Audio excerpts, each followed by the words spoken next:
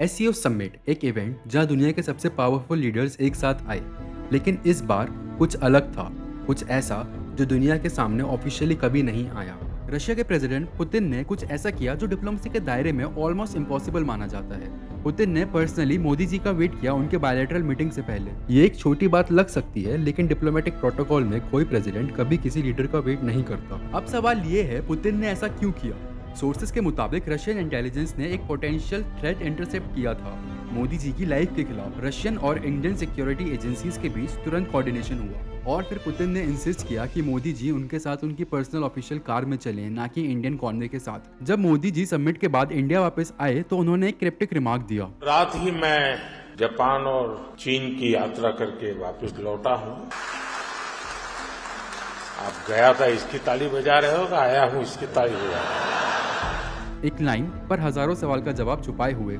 Summit के खत्म होने के कुछ दिन बाद बांग्लादेश से एक शॉकिंग खबर आई। एक US army special forces officer Terence Jackson एक high security hotel the Westin Dhaka के रूम नंबर 808 में डेड पाए गए। ऑफिशियल रिपोर्ट में कहा गया कि वो एक बिजनेसमैन थे, लेकिन लीक फोटोज और होटल रिकॉर्ड्स कुछ और कहते हैं। जैक्सन बांग्लादेश के आर्मी ऑफिसर्स को सीक्रेट मिलिट्री ट्रेनिंग देते हुए देखे गए थे। उनके कपड़ों पर 9 लाइन लिखा था, एक ब्रांड जो एक्स यूएस स्पेशल फोर्सेस ने बनाया था। जैक्सन बांग्लादेश में नॉन डिप्लोमेटिक कवर पर आए थे, शायद किसी इंटेलिजेंस मिशन के लिए।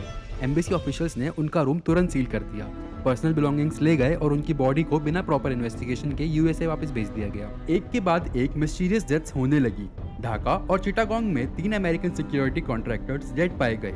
इंडिया और यूनाइटेड स्टेट्स के बीच recent frictions, defence import, Russia के साथ ट्रेड और वेस्टर्न सैंक्शंस का इशू, ये सब इंटेलिजेंस कंपटीशन को और इंटेंस बनाते हैं। Well, I understand India no longer is going to be buying oil from Russia. That's what I heard. I don't know if that's right or not, but that's a good step. We'll see what happens. Okay? Russia और India अब एक नए phase में है, जहां corporation सिर्फ politics नहीं, survival और स्ट्रेटेजी का हिस्सा बन गया है। एक रिटायर्ड रॉ ऑफिसर के शब्दों में, आज के जमाने में असली जंग खेतों में नहीं, डाटा लिंक्स और साइलेंट कॉरिडोर्स में लड़ी जा रही है। एससीओ समिट के दौरान जो कुछ हुआ वो दिखाता है कि इंडिया सिर्फ एक ऑब्जर्वर नहीं, एक प्राइमरी टारगेट है ग्लोबल शैडो वॉर में।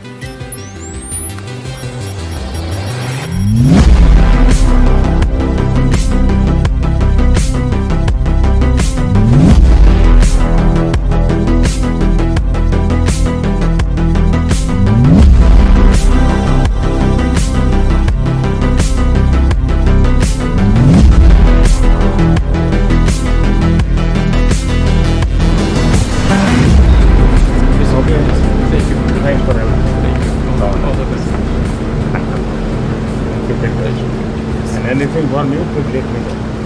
Thank you, sir. Thank you, sir.